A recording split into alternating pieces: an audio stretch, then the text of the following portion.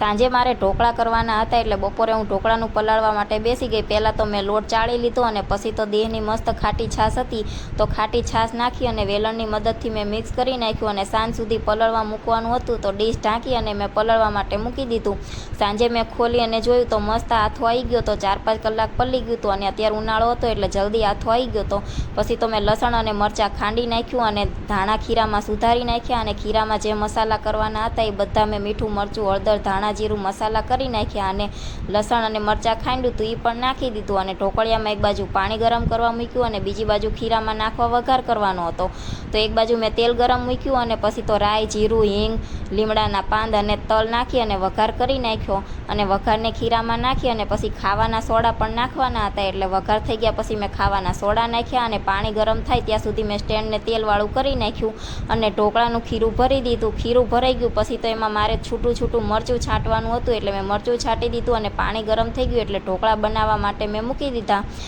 10-15 minute થઈ પછી ખોલીને જોયું તો ઢોકળા બની ગયા હતા તો જયદીપ જમવા માટે બેસી ગયા। વિડીયો ગમ્યો હોય તો લાઈક કરજો અને ચેનલને કરી દેજો સબસ્ક્રાઈબ।